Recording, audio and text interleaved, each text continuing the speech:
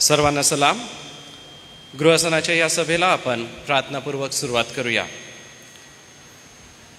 आमच्या दयाळू देव बापा, आम्ही तुझी स्तुती करतो, तुझ्या नावाला धन्यवाद देतो. या सायंकाळच्या समयी प्रभू तुझ्या पवित्र वचनाच्या द्वारे भरण्यासाठी आम्ही आमचं मन तुझ्यासमोर उघडं करतो. तू आम्हाला आपली कृपा दे, अनुग्रह दे. आजच्या भक्तीच्या द्वारे प्रभू तू गौरविला जा. ह्या भक्तीमध्ये गीत गायनाची सेवा करत असताना क्वायर आणि तरुण संघाला दे बापा तुझी कृपा दे. त्यांच्या करवी होणारी ही गीतं प्रभू तुझ्यासमोर धूपाप्रमाणे सादर हो आणि मंडळीला यामध्ये चालकपण करीत असताना क्वायरच्या प्रत्येक सदस्याला, तरुण संघाच्या प्रत्येक सदस्याला दे बापा तुझी कृपा आणि अनुग्रह दे. यासोबतच आमच्या नियोजित वक्त्यांच्या द्वारे आमच्या अंतकरणात तुझं पवित्र वचन नव्याने तू दे बापा. जमलेली प्रिय मंडळी आणि यासोबतच जे प्रियजन येत आहेत त्या सगळ्यांचं येणं प्रभू आशीर्वादित कर आणि याद्वारे तुझं गौरव करून घे. ही प्रार्थना धन्य तारणारा प्रभू येशू ख्रिस्त याच्या नावाने केली म्हणून तू ऐक. आमेन. सर्वप्रथम आपण गीत गायन करीत प्रभूचरणी जाऊया. यासाठी क्वायर आणि तरुण संघ पुढे येईन आणि सोबतच उपस्थित सन्मान्य पाळक वर्गाला माझी विनंती आहे, कृपा करून आपण पुढे येऊन स्थानापन्न व्हावं.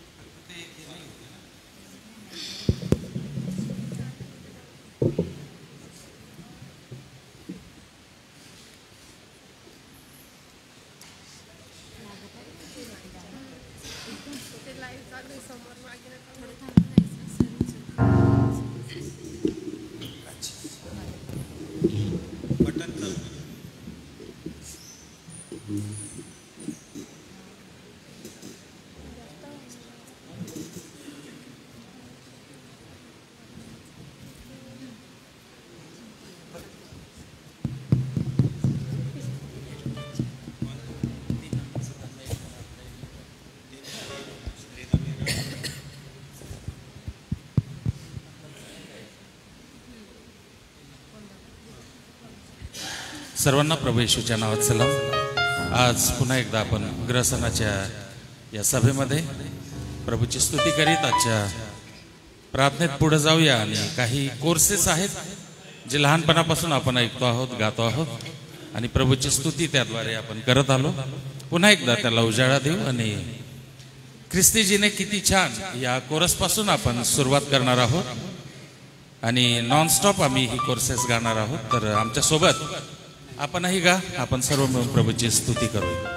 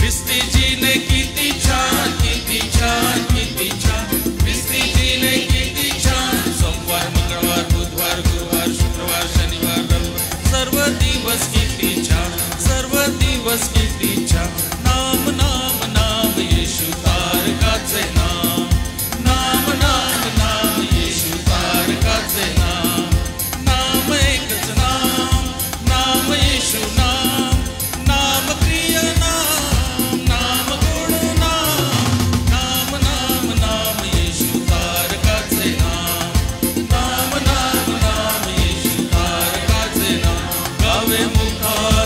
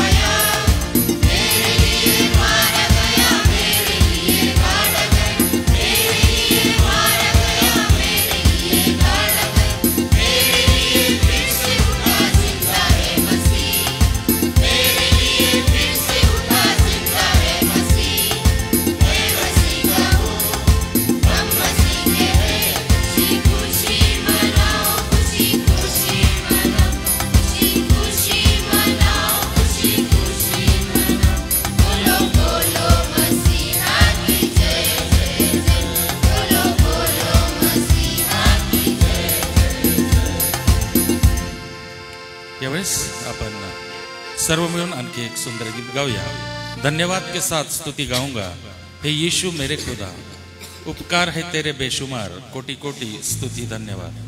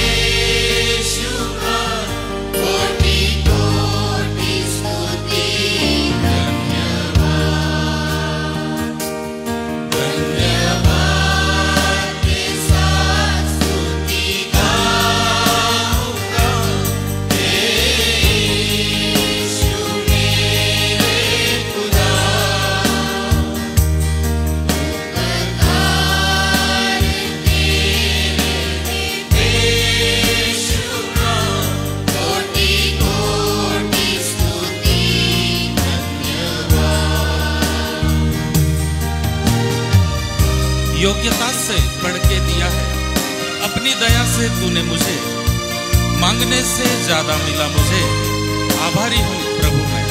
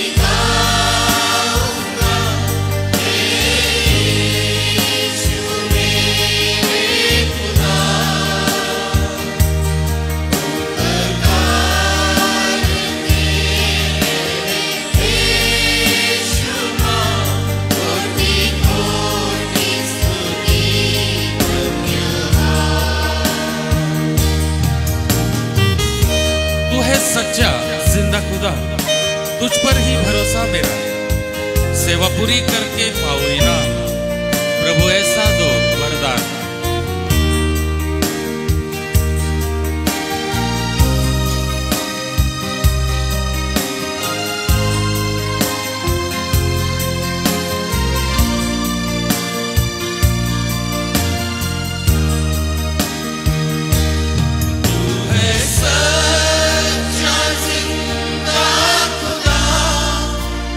तुझ पर ही भरोसा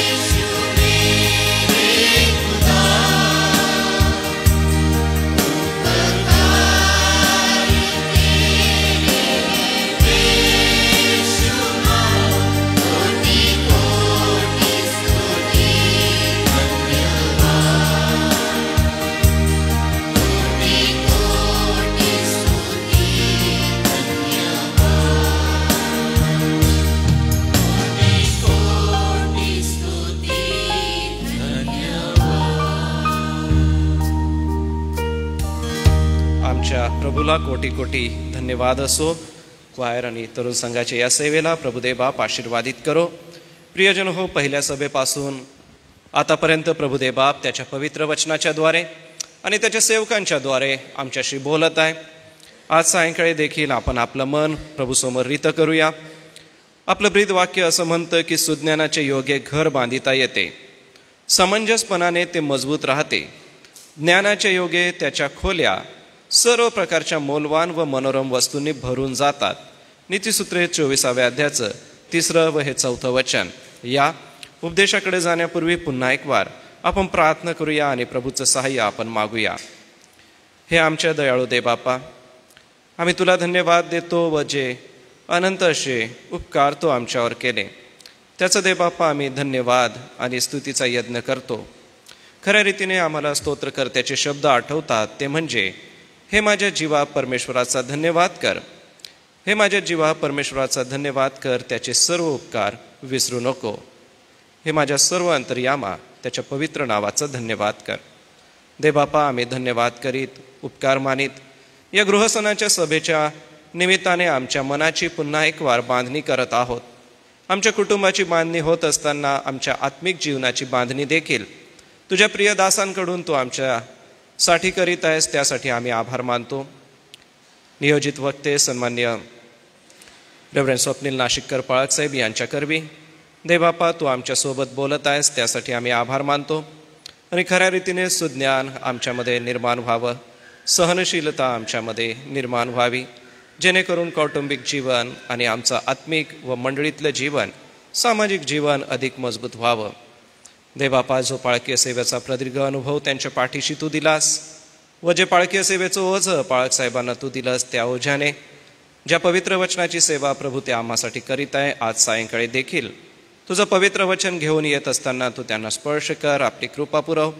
पवित्र आत्म्याचं मार्गदर्शन त्यांना दे व त्यांच्या करवी आमच्या अंतकरणाचा नव्याने ठाव घे व तुझी इच्छा आमच्यासाठी काय आहे हे पवित्र वचनातून आज सायंकाळी पुन्हा आम्हास दाखवून दे. ही प्रार्थना धन्य तारणारा प्रभू येशू ख्रिस्त याच्या नावाने केली, म्हणून तू ऐक. आमेन. प्रियजन हो, देवाच्या पवित्र वचनाच्या द्वारे आम्हा सगळ्यांच्या मनाची पकड घेतली जात आहे आणि आज पुन्हा एक वार आमच्या आत्मिक जीवनाला मार्गदर्शन करण्यासाठी व आपल्या आत्मिक जीवनाला, कौटुंबिक जीवनाला एक मौल्यवान असं मार्गदर्शन देवाच्या पवित्र वचनातून आम्हाला आहे. आदरणीय रेव्हरंड स्वप्नील नाशिककर पाळक साहेब हे आज आपल्यात उपस्थित आहे. मी मंडळीला पुन्हा एक वार विनंती करेन की आपण टाळ्याच्या गजरात पाळक साहेबांचं स्वागत करू व पाळक साहेबांना विनंती करतो की आपण पुढे येऊन वचनाची सेवा करावी.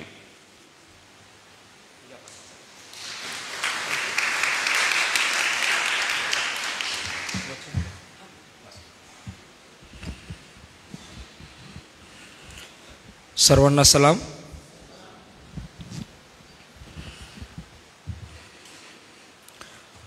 पुन्हा एक वार आपल्या सर्वांचं या असणाऱ्या गृहसणाच्या 3ऱ्या संदेशाच्या शृंखलेकडे मी आपल्या सर्वांचं स्वागत करतो. पुन्हा एक वार मनापासून आभार मानतो पाळक साहेबांचे, त्याचप्रमाणे पंचमंडळ आणि सर्व मंडळीचे की ही सुंदरशी वेळ आपण पुन्हा एक वार ह्या ठिकाणी घेत आहोत की देवाचं अनमोल आणि अद्भुत असं जे वचन आहे ते वचन बारकाईने समजून घेण्याच्या प्रयत्नामध्ये आम्ही आहोत. ओके ना? कारण देवाचं वचन आमची सुधारणूक करतं, आम्हाला नीतिशिक्षण देतं, आम्हाला आमच्या जीवनामध्ये स्थिरता देतं. आणि प्रत्येक वेळेस ज्या वेळेस आम्ही देवाच्या वचनाकडे लक्ष केंद्रित करतो त्यावेळेस देवाच्या वचनाने आमच्या जीवनामध्ये कार्य केलेलं आहे. यशाया म्हणतो की देवाचं वचन विफल होऊन परत कधी माघारी फिरत नाही. आणि अशा प्रकारचं हे देवाचं वचन आहे की जे आमच्या जीवनामध्ये कार्य केल्याशिवाय राहत नाही. अनेकांच्या जीवनामध्ये किंवा माझ्या व्यक्तिगत जीवनामध्ये अनेक वेळेस आम्हाला वाटतं की वेळ लागत आहे किंवा काही गोष्टी घडत आहेत, कधी माझ्या जीवनामध्ये ह्या गोष्टींची सेटलमेंट होईल किंवा अशा पद्धतीचे आशीर्वाद माझ्या जीवनामध्ये कधी दिसू लागतील. पण देव त्याच्या वेळेनुसार, त्या योग्यतेनुसार देव आपल्या जीवनामध्ये काम करणार म्हणजे करणार. देव त्याच्या असणाऱ्या वचनाला माघारी कधीच फिरवत नाही. ते वचन आमच्या जीवनामध्ये आशीर्वादित झाल्याशिवाय माघारी फिरत नाही. आणि म्हणून पुन्हा एक वार देवाच्या वचनाकडे प्रियांनो आम्ही लक्ष केंद्रित करणार आहोत. मागच्या 2 दिवसांमध्ये आम्ही 2 टर्म बघितल्या, 2 शब्द पाहिले. पहिला शब्द होता की सुज्ञानाच्या द्वारे बांधणी करता येते. आणि त्याच्यानंतर आम्ही काल बघितलं समंजसपणानं काय होतं काय म्हटलं त्या ठिकाणी, समंजसपणानं ते मजबूत राहतं, हो की नाही. आणि मजबूती आमच्या घराची ही आमच्यासाठी अतिशय महत्त्वाची आहे. आणि म्हणून त्या घराला जर आम्हाला मजबूत करायचं आहे तर त्याच्यासाठी आमचा असणारा घराचा पाया जो आहे, बांधणी जी आहे, स्ट्रक्चर जे आहे, किंवा ज्याला आम्ही म्हणतो की ज्या गोष्टी आम्ही त्या घराच्या बांधणीसाठी वापरत आहोत त्या अतिशय महत्त्वाच्या आणि त्या उत्तम असणं गरजेचं आहे. आज पुढच्या शब्दाकडं आम्ही लक्ष केंद्रित करणार आहोत की जो शब्द आम्हाला 4थ्या वचनामध्ये आम्हाला त्या ठिकाणी पाहायला मिळतो. म्हणजे आज 4थं वचन आम्ही कंप्लीट करणार आहोत. आणि त्याच्यानंतर उद्याचा असणारा जो शेवटचा प्रभुवारचा असणारा जो संदेश आहे त्याच्यामध्ये आम्ही मंडळी काय आहे आणि मंडळीचं असणारं वास्तविक स्वरूप काय आहे आणि मंडळीची कार्यप्रणाली काय आहे आणि देव कुटुंबाकडून मंडळीसाठी काय अपेक्षित करतो त्याच्याकडे आम्ही उद्या बघणार आहोत. आणि म्हणून त्या दोन्ही गोष्टींची गुंफण उद्याच्या प्रभुवारच्या संदेशामध्ये आम्ही बघणार आहोत. आज आम्ही ज्या गोष्टीकडे बघणार आहोत 4थ्या वचनाकडे आपण लक्ष केंद्रित करूया. त्या ठिकाणी येणेप्रमाणे म्हटलेलं आहे, ज्ञानाच्या योगे त्याच्या खोल्या सर्व प्रकारच्या मौल्यवान व मनोरम वस्तूंनी भरून जातात. ज्ञानाच्या योगे त्याच्या खोल्या सर्व प्रकारच्या मौल्यवान व मनोरम वस्तूंनी भरून जातात. या वचनाकडे आम्हाला थोडंसं लक्ष केंद्रित करणं गरजेचं आहे. आता 2 दिवस तुम्हाला उदाहरण ऐकायची सवय झालेली आहे. मग 3रा दिवस विदाऊट उदाहरणाचा मी कसं काय पुढे जाऊ ना. सो आजही एक पती पत्नीचं उदाहरण की जे माझं स्वतःच्या माझ्या जीवनातलं उदाहरण आहे. आमचं नुकतंच लग्न झालं आणि लग्न झाल्यानंतर काही दिवस काही महिने त्या ठिकाणी गेले. आणि त्यानंतर आता आपण बोलत असतो नाही का, आवड निवड सांगत असतो. जिथं लव्ह मॅरेज आहे तिथं सगळ्या गोष्टी माहीत असतात, काही गोष्टी ग्रांटेड घेतल्या जातात. पण ज्या ठिकाणी अरेंज मॅरेज आहे त्या ठिकाणी प्रत्येक नात्याची घडी जी आहे ती उलगडण्यासाठी एकमेकांना वेळ द्यावा लागतो. कधीकधी त्या अझम्पशन्समध्ये त्या विचारांमध्ये आम्ही विचार करतो किंवा जे सहकारी आहेत किंवा पत्नी आहे पती आहे हे दोघं विचार करतात एकमेकांना, तिला काय आवडेल त्याला काय आवडेल, मग त्याला कसं काय करायचं, ह्या गोष्टी कशा करायच्या. या गुंतागुंतीमध्ये ती जे नातं आहे ते असं उलगडण्यामध्ये आम्ही आनंदित होत राहतो. माझ्या पत्नीने मला विचारलं तुमच्या आवडीचं जेवण काय, आणि मला पुरणपोळी फार आवडते.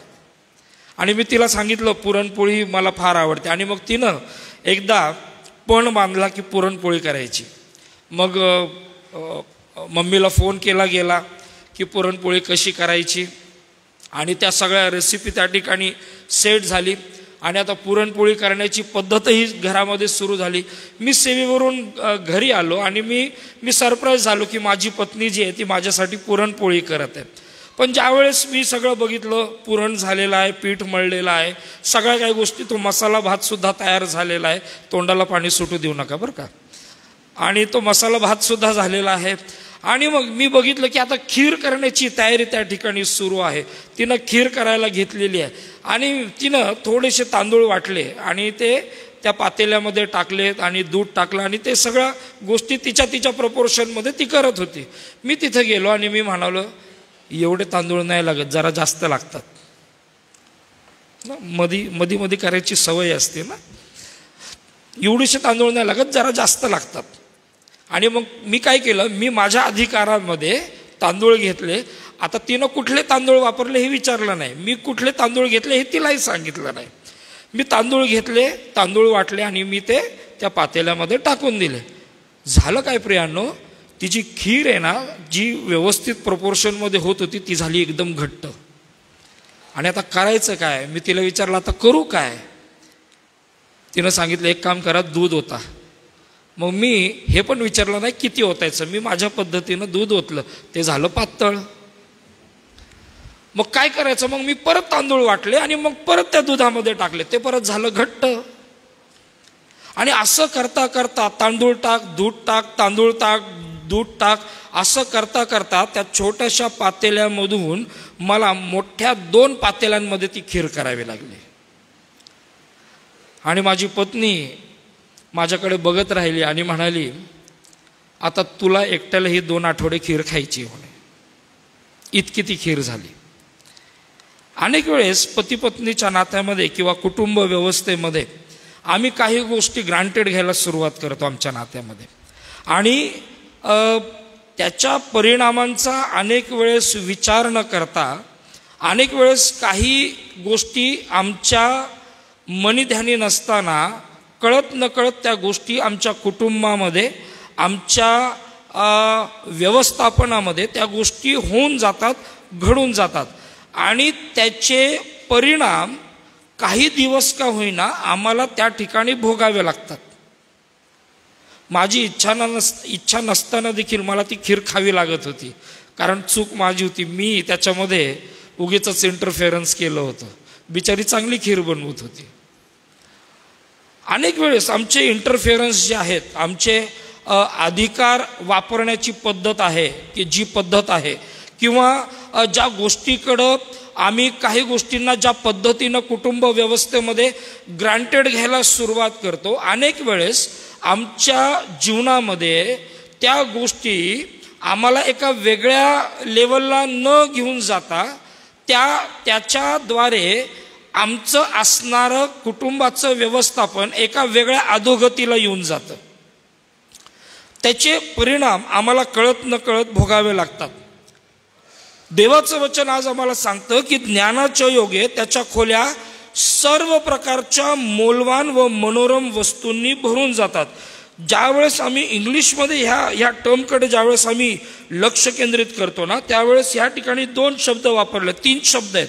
एक आहे नॉलेज, की जो ज्ञानासाठी वापरलेला आहे. दुसरा शब्द जो आहे मौल्यवान ह्या गोष्टीसाठी जो वापरलेला आहे तो आहे प्रेशियस. आणि तिसरा शब्द जो आहे मनोरम या शब्दासाठी वापरलेला आहे तो आहे प्लीझंट. हे 3 शब्द वापरलेले आहेत. आता या 3ही शब्दांकडे जर बारकाईनं बघायचं झालं तर त्याचे जे अर्थ आहेत ते अतिशय सुंदर अर्थ आम्हाला त्या ठिकाणी पाहायला मिळतात. आणि म्हणून पहिला जो शब्द आहे ज्ञान, आम्ही सुरुवातीला बघितलं सुज्ञान, की ज्याला विजडम म्हटलेलं आहे. ह्या ठिकाणी जो ज्ञान हा शब्द आहे त्याच्यासाठी नॉलेज हा शब्द वापरलेला आहे.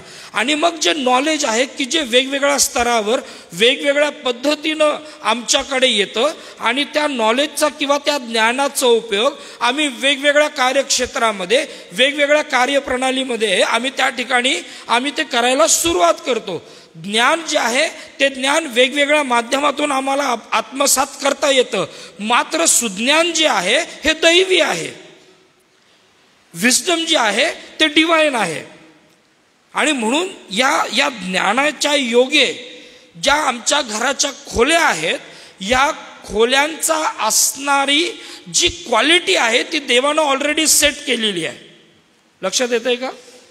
कारण देवाचं वचन आम्हाला काय म्हणतं, ज्ञानाच्या योगे त्याच्या खोल्या सर्व प्रकारच्या, नीट लक्षात घ्या, ते वचन नीट लक्षात घ्या, शब्द न शब्द नीट लक्षात घ्या. आपल्याकडे इतका वेळ नाही की शब्दांच्या इतिहासाकडे आपण जावं, पण आम्ही जर वर्ड टू वर्ड ह्या गोष्टीकडे जर लक्ष केंद्रित केलं ना तर आम्हाला एक सुंदर अर्थ त्याच्यातनं आम्हाला मिळायला वेळ नाही लागायचा.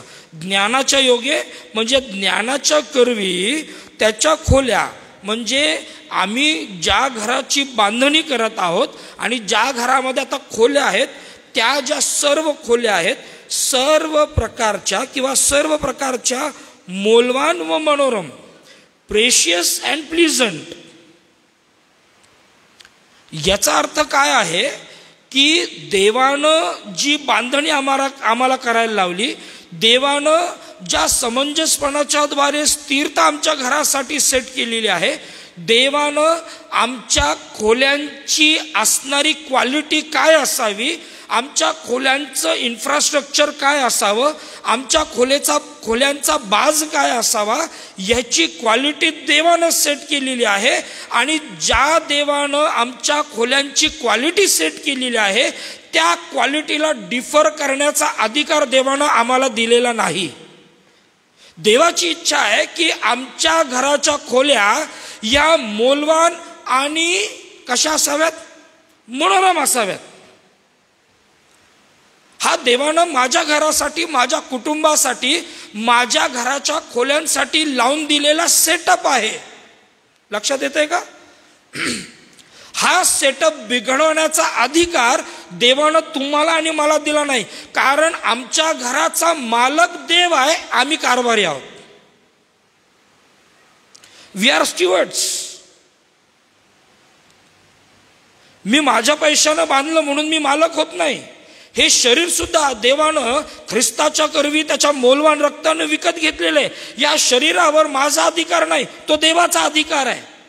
म्हणून देवाचं सार्वभौमत्व जसं माझ्या शरीराच्या द्वारे इतरांपर्यंत पोहोचलं पाहिजे, त्याप्रमाणे देवाचे अधिकार माझ्या घरामध्ये, माझ्या घरातल्या खोल्यांमध्ये सुद्धा ते दिसले गेले पाहिजेत.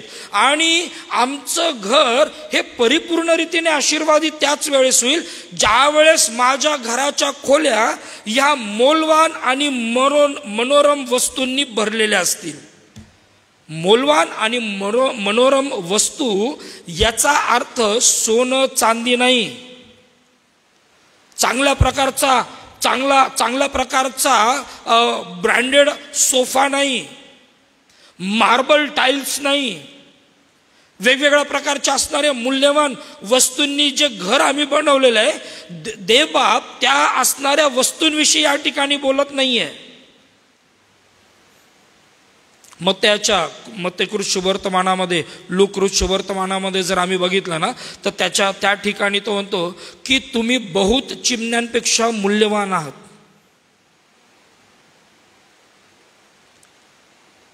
देवानं आमच्या स्वतःचं मोल पण ठरवलेलं आहे आणि आमच्या कुटुंबाचं, आमच्या घराचं मोल पण ठरवलेलं आहे.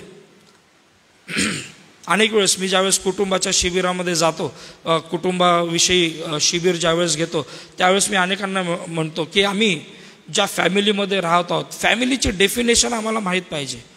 हो की नाही? Family, FAMILY, what does it mean by family? Family म्हणजे काय माहिती आहे का? FAMILY, father and mother I love you. Father and mother I love you, simplest definition. त्याच्यामध्ये खूप मोठा अर्थ दडलेला आहे प्रियांनो. आणि म्हणून ज्या कुटुंबाला, ज्या परिवाराला, ज्या घराला खुद्द देवाने बनवलेला आहे. कारण स्तोत्र 127 मध्ये म्हटलेलं आहे, परमेश्वर जर घर बांधत नाही तर बांधणाऱ्याचे श्रम व्यर्थ आहेत. म्हणून देवानं आम्हाला सुज्ञान दिलं, त्याच्याद्वारे घराची बांधणी करण्यासाठी देवानं प्रोत्साहित केलं. देवाने समंजसपणा दिला, त्याच्याद्वारे आम्ही आमच्या घराच्या मजबूतीकडे आम्ही लक्ष केंद्रित करणं गरजेचं आहे. मजबूती म्हणजे स्थिरता. आमच्या घराला स्थिरता ही देवापासून प्राप्त होते. आणि तिसरी गोष्ट, आता ज्ञानाच्या योगे ज्या घराच्या खोल्या आहेत, त्या खोल्यांचा असणारा जो सेटअप आहे, त्या खोल्यांची असणारी जी क्वालिटी आहे, ती क्वालिटी सुद्धा मौल्यवान आणि मनोरम असणं गरजेचं आहे. आता हे मौल्यवान आणि मनोरम काय आहे? आम्ही कसं काय ह्या गोष्टींना डिफाईन करावं? कसं काय आम्ही विचार करावं की ज्या वेळेस आमच्या घरातल्या खोल्या, घराला खोल्या आहे ना, आहे की नाही? मी ज्या वेळेस गृहभेटीला माझ्या कुटुंबांमध्ये, मंडळीच्या कुटुंबामध्ये जातो, मी कधीच त्यांना फोन करून जात नाही. का माहिती आहे का? कारण गेल्यानंतर आहे ना, मला ॲक्च्युअल चित्र दिसतं त्या ठिकाणी आणि मी एकदम धाट टाकल्यासारखं मी एकदम तिथं जाऊन उभा राहतो. आणि मग पाळकसाहेब आले अशा पद्धतीचं थोडीशी परिस्थिती निर्माण होते. सगळीकडेच नाही, पण काही ठिकाणी होते. काय होतं, त्या घरामध्ये नेमकं काय चालू आहे, काय गोष्टी त्या ठिकाणी आहेत, हे कळत नकळत कळतं. ज्या वेळेस आम्ही आमच्या घराची बांधणी केलेली आहे ना, तर तुम्ही बघा, आमची एक सवय आहे. आम्ही फार हुशार लोक आहेत बरं का, इतके हुशार आहे ना, आम्हाला माहिती आहे कुठं काय करायचं, कसं करायचं, कुठं काय बोलायचं, फार हुशार आहे आम्ही.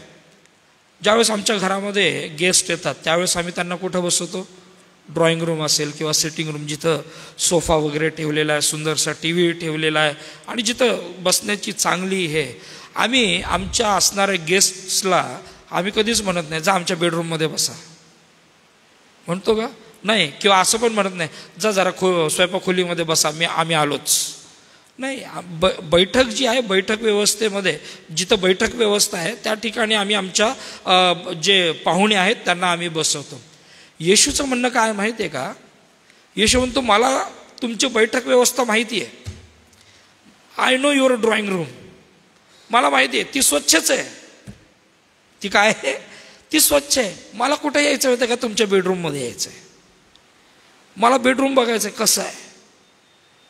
येशू म्हणतो मला बेडरूम, मला तुमचं किचनही बघू द्या. कोपऱ्यांमध्ये काय बाटल्या बिटल्या ठेवल्यात का?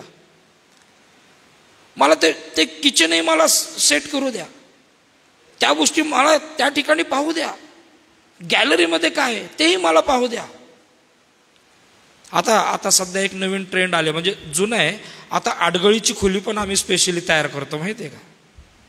हो की नाही? स्टोर रूम, ओके, त्याला आम्ही फार सुंदर असे सोफिस्टिकेटेड नावं देतो आम्ही, स्टोर रूम.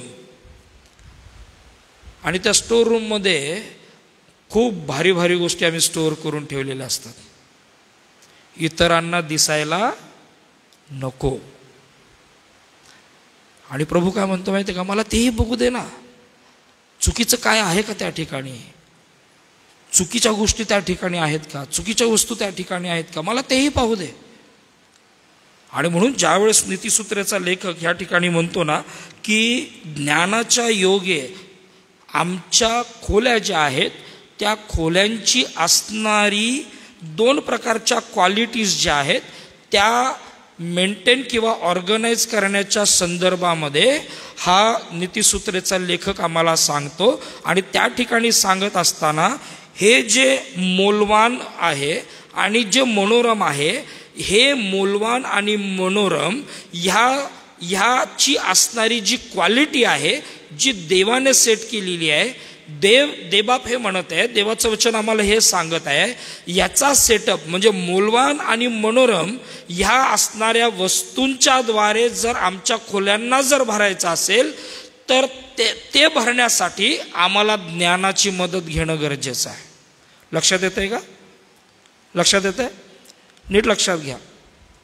आम्ही आमच्या बुद्धी परस्पर मला वाटतं म्हणून माझ्या खोलीमध्ये ही गोष्ट असावी ह्या मानसिकतेमध्ये आम्ही नसावं. देवाची इच्छा काय आहे, दैवी ज्ञानाच्या द्वारे, दैवी ज्ञानाच्या आधाराच्या द्वारे किंवा देव केंद्रित ज्ञानाच्या द्वारे देव मला काय सांगत आहे याचा विचार प्रामाणिकपणे माझ्या कुटुंबासाठी, माझ्या परिवारासाठी मी करणं गरजेचं आहे. प्रामाणिकपणे, ज्याच्यामध्ये कुठल्याही प्रकारचा हिडन अजेंडा नाही, कुठल्याही प्रकारचे लूप होल्स नाही, कुठल्याही प्रकारचा बेबनाव त्याच्यामध्ये नाही. मला वाटतं मला ते आनंददायक हवंय, मला माझ्यासाठी ते कम्फर्ट हवंय, ह्या इच्छेमध्ये न जाण्यापेक्षा देवाची इच्छा माझ्या घरातल्या खोल्यांसाठी काय आहे ह्याच्याकडे आम्हाला बघणं गरजेचं आहे. आणि देवाची इच्छा आहे की आमची प्रत्येक खोली ही ज्ञानाच्या मदतीने मौल्यवान आणि मनोरम वस्तूंनी भरलेली असावी. देवानं आमच्या खोल्यांसाठी, घरातल्या खोल्यांसाठी एक क्वालिटी सेट केलेली आहे. आणि मी परत एकदा सांगेन, त्या क्वालिटीमध्ये करण्याचं डेअरिंग आम्ही करू नये. आणि म्हणून या ठिकाणी ज्यावेळेस आम्ही पाहतो त्यावेळेस आम्हाला हे समजून घेणं गरजेचं आहे, आमच्या खोलीमध्ये ह्या 2 असणारे जे मौल्यवान आणि मनोरम वस्तूंनी जे भरलं जाणं आहे त्याची सुरुवात दैवी ज्ञानामध्ये होणं गरजेचं आहे. कारण का माहिती आहे का, ज्यावेळेस आम्ही देवाच्या ज्ञानाकडे ज्यावेळेस आम्ही लक्ष केंद्रित करतो ना, त्यावेळेस देवाकडचं जे ज्ञान आहे ते आम्हाला एका वेगळ्या दृष्टिकोनातून आम्हाला पाहायला मिळतं आणि दैवी ज्ञान आम्हाला एका वेगळ्या स्तरावर घेऊन जातं. होशेचं पुस्तक याचा 4था अध्याय आणि त्याच्या 6व्या वचनामध्ये लिहिणारा लेखक त्या ठिकाणी म्हणतो की ज्ञानाच्या अभावी माझ्या लोकांचा नाश होत आहे. Where there is no vision, where there is no knowledge, people perish. ज्ञानाच्या अभावी माझ्या लोकांचा नाश होता असं देवाचं वचन आम्हाला सांगतं. आणि म्हणून प्रिय बंधू आणि भगिनींनो, दैवी ज्ञान काय करतं किंवा देवकेंद्रित ज्ञान काय करतं, ज्या कुटुंबामध्ये प्रत्येक विचार, ज्या कुटुंबामध्ये प्रत्येक कृती, ज्या कुटुंबामध्ये कुटुंबासाठी असणारी प्रत्येक गोष्ट जी इम्प्लिमेंट केली जाते त्याची सुरुवात जर दैवी ज्ञानामध्ये आहे ती लॉंग टर्मसाठी कार्यरत राहते.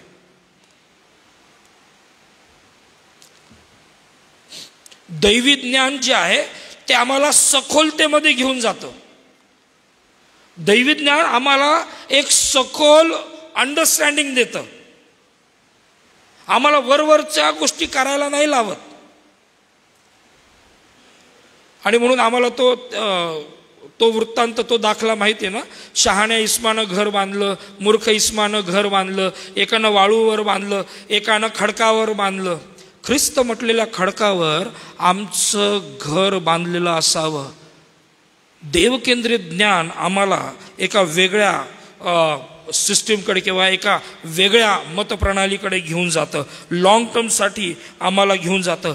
देवाचं ज्ञान जे आहे, दैवी ज्ञान जे आहे ते आमचा नाश होण्यापासून आम्हाला सावरतं, आम्हाला मार्गदर्शन करतं, आम्हाला त्या ठिकाणी योग्य प्रकारच्या गोष्टी शिकवतं. आणि म्हणून दैवी ज्ञान आमच्या जीवनामध्ये असणं, विशेष करून प्रिय बंधू आणि भगिनींनो, आई वडिलांनो, पती पत्नींनो, हे लक्षात घ्या. नीतिसूत्राचा लेखक म्हणतो सहसा 3 पदरी दोर तुटत नाही. तुमच्या दोघांच्या असणाऱ्या त्या ज्ञानामध्ये देवाच्या ज्ञानाला अनन्यसाधारण महत्त्व द्या. जे काही आम्हाला करायचं आहे ते दैवी ज्ञानामध्ये करायला सुरुवात करा. अजून एक वृत्तांत तुम्हाला सांगतो. योहानाच्या शुभवर्तमानामध्ये गेल्यानंतर योहानाच्या 2ऱ्या अध्यायामध्ये आम्हाला कानागावचं लग्न त्या ठिकाणी पाहायला मिळतं. आणि या कानागावच्या लग्नामध्ये ज्यावेळेस द्राक्षारस संपतो आणि द्राक्षारस संपल्यानंतर येशूची आई मरिया येशूकडे येते आणि त्याला म्हणते की अरे द्राक्षारस संपलेला आहे. तो म्हणतो बाई ह्याच्याशी माझा काय संबंध, माझी वेळ अजून आली नाही. त्या क्षणी ती मरिया जी आहे, मरिया येशूला काय करायचं सांगत नाही, ती भोजन कारभाराला आणि त्या ठिकाणी असणाऱ्या कारभाऱ्यांना त्या ठिकाणी काम करायला सांगते. प्रिय बंधू आणि भगिनींनो, ज्या वेळेस आम्ही आमच्या कुटुंबासाठी दैवी ज्ञान घेऊन उभं राहतो, ज्या वेळेस आम्ही आमच्या कुटुंबासाठी, त्या आमच्या घरातल्या खोल्यांसाठी ज्या वेळेस दैवी ज्ञानाला आम्ही आमच्या खोल्यांमध्ये काम करण्यासाठी वाट करून देतो, प्रिय बंधू आणि भगिनींनो, मरियेनं काय केलं माहिती आहे का? मरियेनं त्या असणाऱ्या कामगारांना सांगितलं. मला सांगायचं काय माहिती आहे का, ज्या वेळेस आम्ही दैवी ज्ञानामध्ये आहोत ना, त्यावेळेस दैवी ज्ञान आम्हाला नीट करत बसत नाही. दैवी ज्ञान आमच्यासाठी इतरांना कन्व्हिन्स करतं. हे कधी होतं? ज्यावेळेस आमची कृती ज्यावेळेस दिसली जाते त्यावेळेस.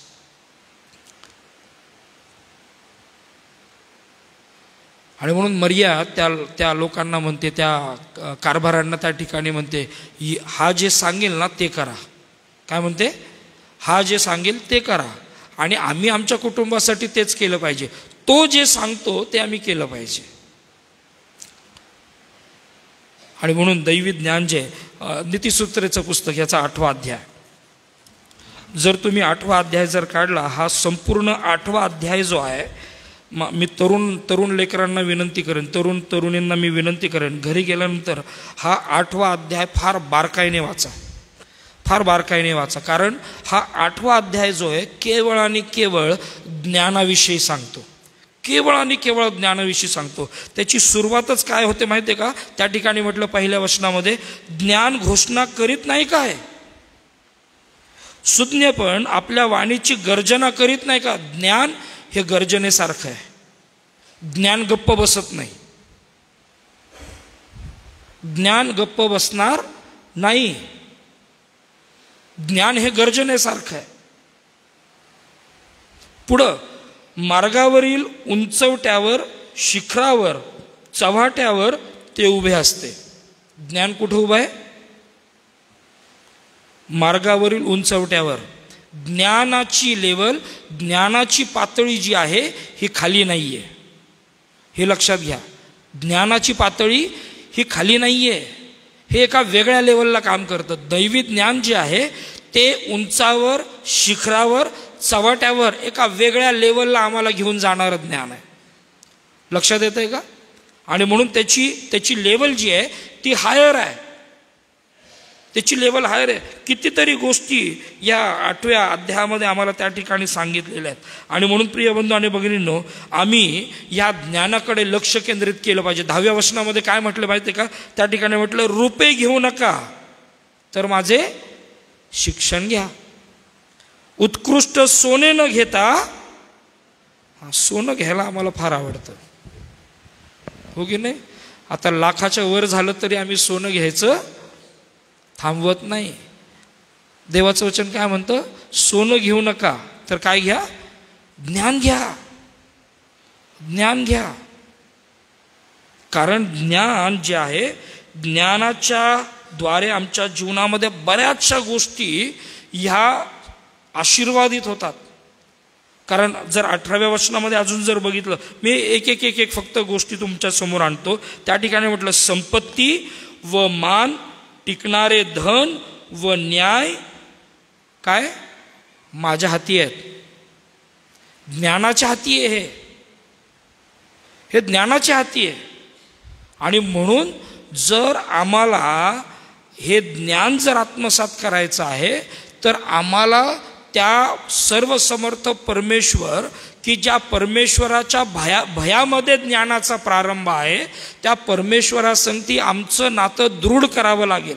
परमेश्वराच्या त्या असणाऱ्या सार्वभौमत्वामध्ये आमच्या स्वतःला ठेवावं लागेल. देवासंगती आमची जवळीक आम्हाला प्रामाणिकपणे त्या ठिकाणी घट्ट करावी लागेल. J.I. पॅकर नावाचा देवाचा एक सेवक आहे, त्याचं एक सुंदर पुस्तक त्यांनी लिहिलेलं आहे. त्याचं नाव आहे नोईंग गॉड. हे जर मिळालं तर जरूर वाचा. त्याच्यामध्ये फार सुंदर रीतीने सांगितलेलं आहे आणि खूप सुंदर मार्गदर्शन दिलेलं आहे की आम्ही देवासंगती आमची ओळख, आमचं नातं हे कसं दृढ करू शकतो. आणि म्हणून प्रिय बंधू आणि भगिनींनो, आम्ही या ज्ञानाकडे लक्ष देत असताना देवकेंद्रित ज्ञानाने आमच्या घरातील वस्तूंची क्वालिटी आम्हाला सेट करणं गरजेचं आहे. आणि दैवी ज्ञान आमच्या जीवनामध्ये काय करतं ना, हे नीतिसूत्र याचा 8वा अध्याय घरी गेल्यानंतर फार शांत रीतीने वाचा. एक वचन आमच्या अंतःकरणाला भिडेल. इतकं सुंदर दैवी ज्ञानाविषयी त्या ठिकाणी सांगितलेलं. आणि म्हणून दैवी ज्ञान आम्हाला नाशापासून, त्या ठिकाणी आमच्या कुटुंबाला नाशापासून सावरतं. देवानं दिलेलं ज्ञान हे उच्च प्रतीचं आहे. देव आम्हाला आलतू फालतू गोष्टी देत नाही. देव देत असताना त्या उच्च प्रतीच्या गोष्टी देतो. त्या मोलवान असतात आणि त्या मनोरम असतात. विल्यम केरी नावाचा देवाचा सेवक आहे आणि विल्यम केरी हा त्याच्या एका लिखाणामध्ये किंवा त्याच्या एका संदेशामध्ये म्हणत असताना म्हणतो की except great things from the lord and attempt great things to हिम.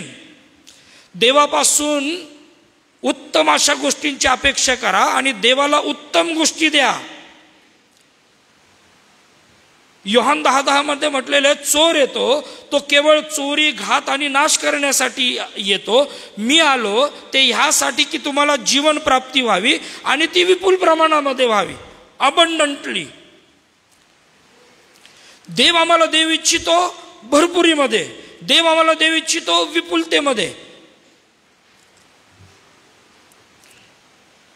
आणि म्हणून प्रिय बंधू आणि भगिनींनो, ज्या वेळेस आम्ही ह्या सर्व गोष्टींकडं लक्ष केंद्रित करतो. बारामतीमध्ये राहत असताना त्या ठिकाणी एक शाळा आहे. त्या शाळेच्या एंट्रन्सलाच एक वाक्य फार सुंदर रीतीने त्या ठिकाणी लिहिलं होतं. त्या ठिकाणी लिहिलं होतं, जे देवानं बोलवलं ते चांगलं आहे. What God has made it was good. What man has made it is a garbage. जे देवानं बनवलं ते उत्तम बनवलं. मनुष्यानं जे बनवलं तो कचरा बनवला. आणि म्हणून प्रिय बंधू आणि भगिनींनो, आम्हाला हे समजून घेणं गरजेचं आहे की ज्यावेळेस आम्ही दैवी ज्ञानामध्ये, ज्यावेळेस आम्ही आमच्या कुटुंबाची बांधणी करतो, आम्ही आमच्या घरातल्या खोल्यांना मौल्यवान आणि मनोरम वस्तूंनी भरायला सुरुवात करतो. कशाच्या आधारावर? दैवी ज्ञानाच्या आधारावर. आणि हे दैवी ज्ञान आमच्या खोल्यांना, आमच्या घराला एका वेगळ्या आणि व्यापक स्वरूपामध्ये परिपक्व करत राहतं. दैवी ज्ञानानं, देवाच्या सार्वभौमत्वानं, देवाच्या आशीर्वादानं, देवाच्या असणाऱ्या वेगवेगळ्या प्रकारच्या गोष्टींनी आमचं घर भरलं जातं. ते इतरांसाठी आशीर्वादाचं कारण होतं. दिवटणीवर ठेवलेल्या दिव्याप्रमाणे ते इतरांना प्रकाश देण्याचं काम करायला हे घर सुरू करतं. आम्ही हे समजून घेणं गरजेचं आहे. आणि म्हणून प्रिय बंधू आणि भगिनींनो, देवाच्या ज्ञानाच्या द्वारे ज्या आमच्या घराच्या खोल्या आहेत त्या सर्व प्रकारच्या मौल्यवान व मनोरम वस्तूंनी भरणं गरजेचं आहे. आता मौल्यवान व मनोरम वस्तूंनी भरायचं, प्रत्येक खोली जर मला मौल्यवान आणि मनोरम वस्तूंनी जर भरायची आहे तर मला ते समजलं पाहिजे ह्या मौल्यवान आणि मनोरम वस्तू काय आहेत. बरोबर ना? आता एक तर क्लिअर झालं की सोनं घेऊ नका, रूपं घेऊ नका, ज्ञान घ्या, हो की नाही? मग ज्ञानाच्या करवी जर माझ्या घराच्या खोल्या जर मला भरायच्या आहेत तर नेमकं कशा भरायच्या?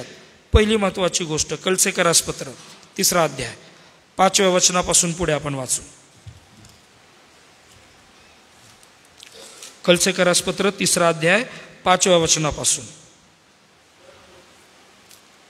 तर पृथ्वीवरील तुमचे अवयव म्हणजे जारकर्म, अंगळपणा, कामवासना, कुवासना व लोभ ह्याला मूर्तीपूजा म्हणावे, हे जीवे मारा. पुढे, त्यामुळे आज्ञा मोडणाऱ्या मुलांवर देवाचा कोप होतो. तुम्हीही पूर्वी त्या वासनांमध्ये जगत होता तेव्हा त्यामध्ये तुम्ही चालत होता. परंतु आता क्रोध, संताप, दुष्टपणा, निंदा व मुखाने शिवीगाळी करणे ही सर्व आपणापासून दूर करा.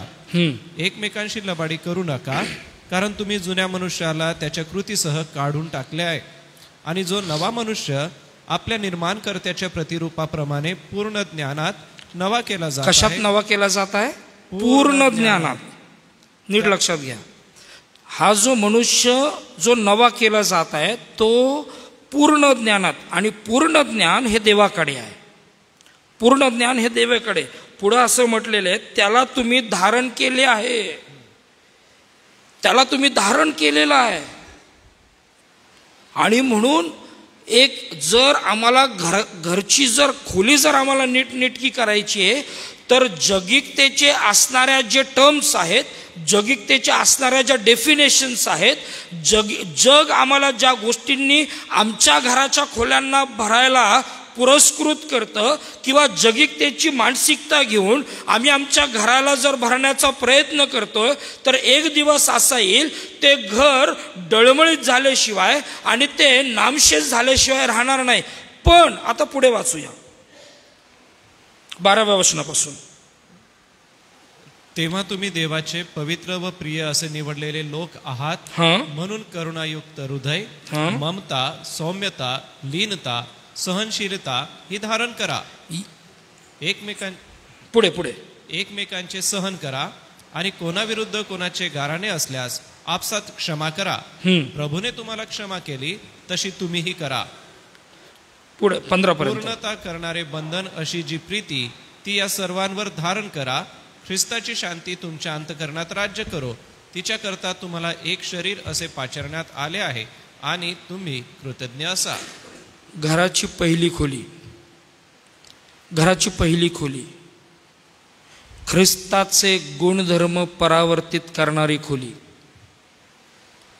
मौल्यवान आणि मनोरम गोष्टी काय आहेत?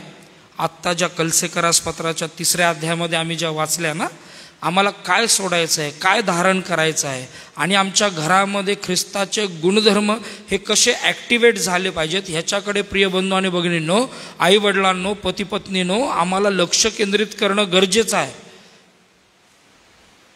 आणि म्हणून ज्यावेळेस आम्ही या सर्व गोष्टींकडे लक्ष केंद्रित करतो त्यावेळेस आम्हाला हे समजून घेणं गरजेचं आहे, ख्रिस्ताच्या गुणधर्मांनी किंवा ख्रिस्ताचे गुणधर्म परावर्तित करणारी खोली ही आमच्या घरामध्ये असावी, ही पहिली खोली झाली. आणि ज्यावेळेस आम्ही ख्रिस्ताचे गुणधर्म ज्यावेळेस आमच्या घरामध्ये ज्यावेळेस आम्ही रुजवतो, ज्यावेळेस इम्प्लिमेंट करतो, त्यावेळेस काय होतं माहिती आहे का? 4 गोष्टी होतात. देवाचा एक सेवक एका पुस्तकामध्ये सांगत असताना खूप सुंदर रीतीने तो सांगतो. काय होतं माहिती आहे का? आमच्या घरातलं कन्फ्युजन, आमच्या घरातलं भीती, ज्याला फिअर म्हटलेलं आहे, आमच्या घरातला जो रिकामेपणा आहे, एम्प्टीनेस आहे, आमच्या घरातली जी एन्झायटी आहे, चिंताग्रस्त होण्याची जी अवस्था आहे, ह्याला रिप्लेस करत जातो. आता कसं रिप्लेस होतं? Confusion is replaced with clarity. आमच्या घराला स्पष्टता येते. येते का लक्षामध्ये? Confusion is replaced by clarity, fear is replaced by faith, emptiness is replaced with fullness, आणि चौथी महत्वाची गोष्ट आहे, anxiety is replaced with peace. लक्षात येत आहे का?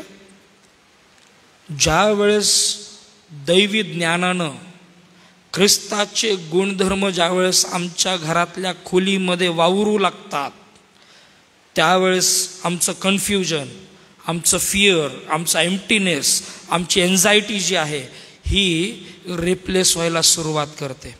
त्या ठिकाणी विश्वास येतो, त्या ठिकाणी पूर्णता येते, त्या ठिकाणी शांती येते, आणि त्या ठिकाणी स्पष्टता आमच्या घरामध्ये दिसू लागते. आमच्या स्वभावामध्ये स्पष्टता येते. आमचे विजन्स क्रिस्टल क्लिअर असतात. आमची उद्दिष्ट, आमची धोरणं ही परिपक्व असतात. आम्ही काहीतरी आंधळ्यासारखं आम्ही त्या ठिकाणी कुठेही प्रहार करत बसत नाही. आमच्याकडे एम्स आहेत, आमच्याकडे उद्दिष्ट आहेत. आणि म्हणून प्रिय बंधू आणि भगिनींनो, आम्ही आमचं जीवन देवाच्या ज्ञानामध्ये एका वेगळ्या लेवलला जातं. देवाचं वचन स्तोत्रसंहिता त्याच्या 20व्या अध्यायामध्ये त्या ठिकाणी म्हटलेलं आहे, संकटाच्या दिवशी परमेश्वर तुझे ऐको, याकोबाच्या देवाचे नाव तुला उच्चपदी प्रस्थापित करो. आमच्या कौटुंबिक संकटांमध्ये, आमच्या व्यक्तिगत संकटांमध्ये, आमच्या असणाऱ्या वेगवेगळ्या फ्रस्ट्रेशन्समध्ये, आमच्या एम्प्टीनेसमध्ये, आमच्या कन्फ्युजनमध्ये, आमच्या असणाऱ्या शॅटर्डनेसमध्ये, आमच्या वेगवेगळ्या प्रकारच्या असणाऱ्या ज्या इम्बॅलन्स करणाऱ्या आमच्या कुटुंबातल्या गोष्टी आहेत, जी संकट आहेत, ज्या परीक्षा आहेत, त्या परीक्षांमध्ये ज्या वेळेस आम्ही देवाला हाक मारायला सुरुवात करतो, संकटाच्या दिवशी परमेश्वर तुझं ऐको, ज्यावेळेस आनंदी आनंद आहे, या आनंदामध्ये देवाला हाक मारण्यापेक्षा संकटाच्या दिवसांमध्ये देवाला हाक मारायला सुरुवात करा. देवाने आमच्यासाठी उच्च पद सेट केलेलं आहे, आणि त्या उच्च पदासाठी आम्हाला स्वतःला देवाच्या हातामध्ये समर्पित होणं गरजेचं आहे. आई वडिलांनो, पती पत्नींनो, तरुणांनो, तरुणींनो, लक्षात घ्या, आम्ही ज्या सिस्टीम मध्ये सध्या आहोत, आता सध्या मोबाईलमध्ये एक सिस्टीम आलेली, AI सिस्टीम, हो की नाही? आहे का AI सिस्टीम? AI सिस्टीमचा लॉंग फॉर्म काय आहे? मी माझ्या मंडळीमध्ये प्रत्येक वेळेस विचारतो. काय तरुणांकडून अपेक्षित आहे मला उत्तर. काय म्हटलेलं AIला? आर्टिफिशियल इंटेलिजन्स, हो की नाही? आता बघा ना, जगाने ऑलरेडी आम्हाला सांगितलं, हा जो इंटेलिजन्स आहे हा कसा आहे? कसा आहे? आर्टिफिशियल आहे. आर्टिफिशियल म्हणजे काय? आर्टिफिशियल म्हणजे खोटारडा ना, आर्टिफिशियल, नकली ना. आणि आम्हाला फार चांगलं वाटतं, आम्ही कुठले लोक आहे? AIची लोक आहेत. आर्टिफिशियल इंटेलिजन्स घेऊन आम्ही जगतोय. हो प्रिय बंधू आणि भगिनींनो, तरुणांनो लक्षात घ्या, AI पेक्षा आहे ना GI सिस्टीमचा उपयोग करा. गॉड्स इंटेलिजन्स ना. AI ठीक आहे, पण सगळ्यात उत्तम काय आहे माहिती आहे का? GI. काय आहे? GI, God's intelligence. आणि म्हणून प्रिय बंधू आणि भगिनींनो, हे लक्षात घ्या, देव आमच्या असणाऱ्या घराच्या ज्या खोल्या आहेत त्या मूल्यवान आणि मनोरम वस्तूंनी भरण्यासाठी तयार आहे. हे कधी होईल? ज्यावेळेस आम्ही दैवी ज्ञान ज्यावेळेस आम्ही स्वीकारू, ज्यावेळेस आम्ही दैवी ज्ञानाला समर्पित होऊ, दैवी ज्ञानाला आम्ही आमचा मित्र करू, आमचा सखा करू, दैवी ज्ञानाच्या आधारावर आम्ही आमचे निर्णय, आम्ही आमचे डिसिजन्स, आम्ही आमच्या असणाऱ्या सर्व गोष्टी ज्यावेळेस आम्ही त्या दैवी ज्ञानाला समर्पित करू, त्यावेळेस आमच्या घरातली पहिली खोली ही ख्रिस्ताच्या गुणधर्मांनी किंवा परावर्तित करणारी ख्रिस्ताचे गुणधर्म परावर्तित करणारी खोली अशी त्या ठिकाणी असेल. आणि म्हणून प्रिय बंधू आणि भगिनींनो, आम्हाला हे करणं गरजेचं आहे. सध्याचं जग हे भयानक आहे, प्रीती थंडावत चाललेली आहे.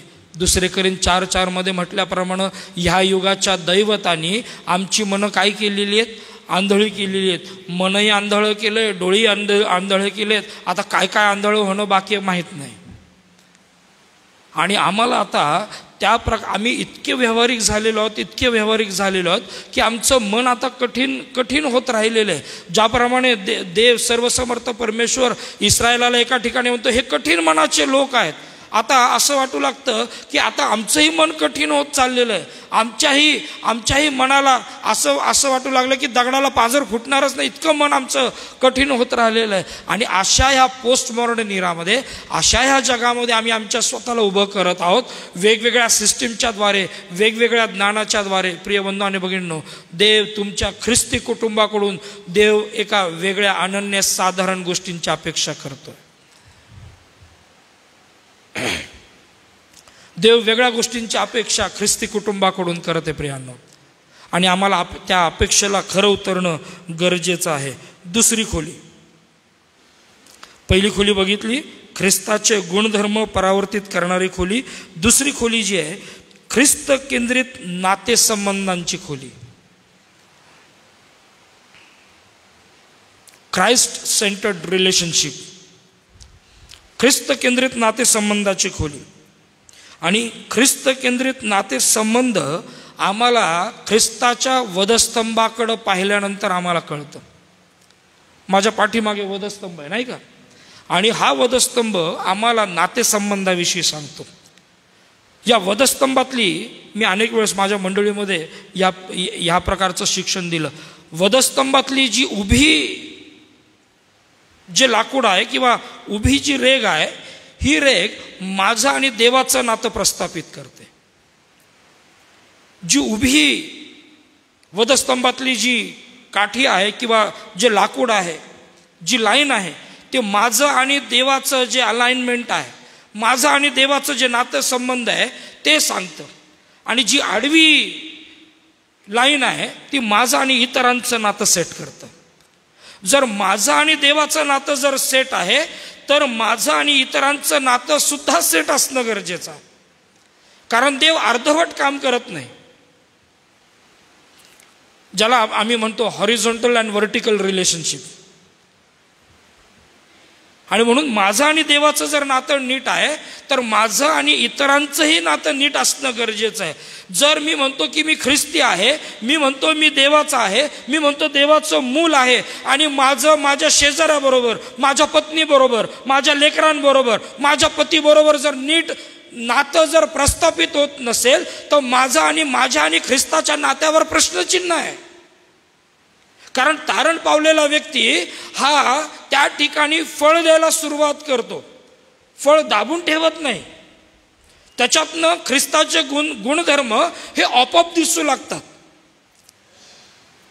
इथं आजूबाजूला शेती भरपूर आहे नाही का, आणि ज्यावेळेस ज्वारी किंवा कणीस ज्यावेळेस येतं किंवा ज्यावेळेस ते पूर्णपणे भरलं जातं, तुम्ही जर बघितलं ना, तर ते जे ताट आहे, ते जे रोप आहे ते आपोआप झुकतं. पण जे रिकामं असतं ना, ते तसंच राहतं, एकदम ताट कडक. पण जे भरलेलं आहे ते काय करतं, स्वतःला झुकवतं. आमचं जीवन तसं असावं. जर आम्ही ख्रिस्ताच्या गुणधर्मांनी जर भरलेलो आहोत, तर आमचे नातेसंबंध हे तसेच असावेत. आम्ही नम्र असावेत. आमच्यामध्ये ख्रिस्ताची नम्रता दिसणं गरजेचं आहे. अनेक वेळेस ती नम्रता नम्र असणं म्हणजे तोंड दाबून बुक्क्यांचा मार सहन करणं नाही बरं का. नम्रतेची असणारी जी डेफिनेशन आहे ती पवित्र शास्त्रामध्ये फार वेगळी सांगितलेली. आम्ही नम्र असावं. आम्ही एकमेकांचं सहन करणारे असावं, आम्ही एकमेकांना प्रोत्साहित करणारे असावं, आम्ही एकमेकांचं ओझं वाहणारं असावं. ज्यावेळेस आम्ही एकमेकांची ओझी वाहतो त्यावेळेस आम्ही ख्रिस्ताचा नियम पूर्ण करतो असं देवाचं वचन आम्हाला सांगतं. आणि म्हणून नम्रता जी आहे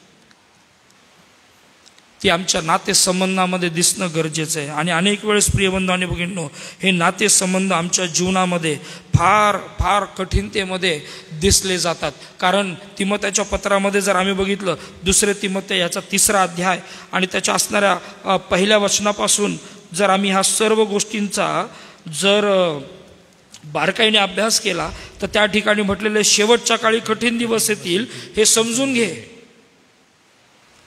कारण माणसे स्वार्थी, धनलोभी, बडाईखोर, गर्विष्ठ, निंदक, आईबापास न मानणारी, उपकार न स्मरणारी, अपवित्र, ममताहीन, शांतताद्वेषी, चहाडखोर, असंयमी, क्रूर, चांगल्याबद्दल प्रेम न बाळगणारी, कितीतरी गोष्टी त्या ठिकाणी सांगितल्या जातात. ही शेवटच्या काळामध्ये मनुष्याकडून होणाऱ्या गोष्टी आहेत आणि आम्हाला त्याच्यामध्ये अडकायचं नाही.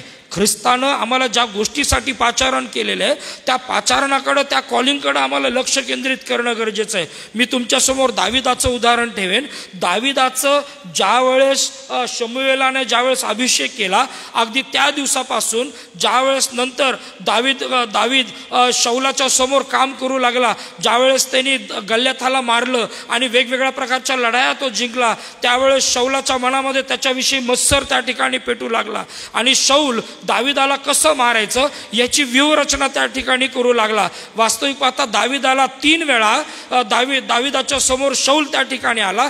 3 वेळा दावीद त्याला मारू शकत होता, पण देवानं त्या ठिकाणी त्याला थांबवलं. का थांबवलं माहिती आहे का? दाविदानं शौलाला मारलं नाही. दावीद हा जवळजवळ 14 ते 15 वर्षानंतर त्या ठिकाणी राजगादीवर विराजमान झालेला आम्हाला दिसतो. पण पहिली 7 वर्ष जी आहेत ही त्याची फार क्रिटिकल आहेत. त्यात तो क्रायसिसमधून जाते, वेगवेगळ्या आव्हानांमधून जाते, वेगवेगळी संकट त्याच्या समोर आहेत.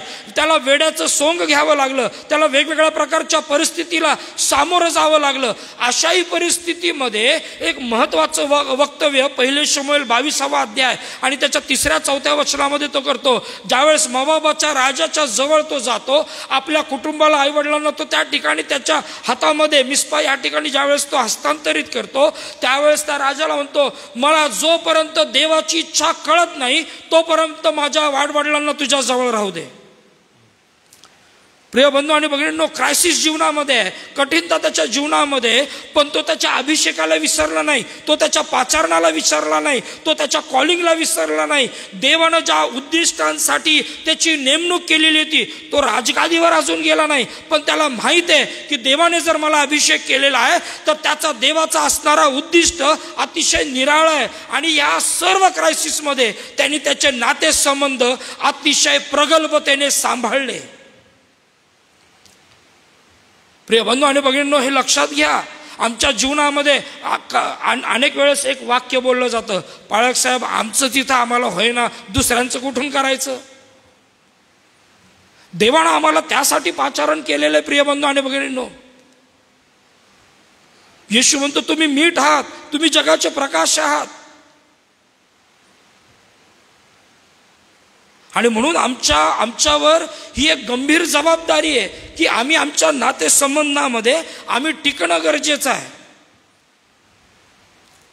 जग अतिशय विक्षिप्त मार्गाला चालू आहे. प्रिय बंधू आणि भगिनींनो, जग अतिशय वेगळ्या मार्गाकडे चालू आहे. नैतिकतेचं अधोपतन होत आहे. त्या ठिकाणी वेगवेगळ्या प्रकारच्या गोष्टी आमच्या नजरेच्या समोर येत आहेत. आमच्या लेकरांच्या समोर, आमच्या तरुण तरुणींच्या समोर वेगवेगळ्या प्रकारच्या गोष्टी त्या ठिकाणी उभ्या आहेत. आणि अशा चॅलेंजेसमध्ये देव आम्हाला सांगतो, ख्रिस्त केंद्रित नातं टिकवणं. आमचं नातं टिकलं पाहिजे. देवाची इच्छा आहे की पती पत्नीचं नातं असेल, लेकरांचं नातं असेल, ते टिकलं पाहिजे. आज आमच्या लेकरांकडे बघण्याचा दृष्टिकोन वेगळा होत आहे. इकडे येण्यापूर्वी 20 तारखेला मी इकडं आलो. 19 तारखेला माझ्या चर्चमध्ये संडे स्कूल टीचर्स आणि पेरेंट्सची आम्ही मीटिंग घेतली. ज्याप्रमाणे शाळेमध्ये ओपन डे होतो त्याप्रमाणे पहिल्यांदा आम्ही आमच्या मंडळीमध्ये ओपन डे, संडे स्कूलचा ओपन डे आम्ही त्या ठिकाणी सेट केलेला होता. आणि त्या ठिकाणी मार्गदर्शन करत असताना मी म्हटलं की असे किती पालक आहे ज्यांनी आज आपल्या लेकरांच्या डोक्यावरून मायेचा हात फिरवला नाही. लक्षात घ्या मी काय म्हणतो. मातांनो, वडिलांनो, आमची लेकरं जी आमच्या संगती आहेत, उठतात आहे, बसतात आहे, झोपतात आहे, त्या लेकरांना आज आम्ही ख्रिस्ताचं प्रेम, त्या ख्रिस्ताचा कळवळा, त्या ख्रिस्ताची माया आम्ही देत आहोत का? आम्ही खूप बिझी झालेलो आहोत माहिती आहे का? आम्ही इतके व्यस्त झालेलो आहोत, आमच्यासमोर वर्कलोड इतका आहे की आमच्या नात्यातली जी इंटिमसी आहे ती आम्ही कुठंतरी विसरत चाललेलो आहोत. आणि ह्याचा परिणाम काय होतो माहिती आहे का? आमची लेकरं, आमच्या तरुण मुली, आमची तरुण लेकरं कुठंतरी वेगळ्याच ठिकाणी नातं प्रस्थापित करण्याच्या तयारीमध्ये आहेत. हा धोका आहे, हा धोका आहे.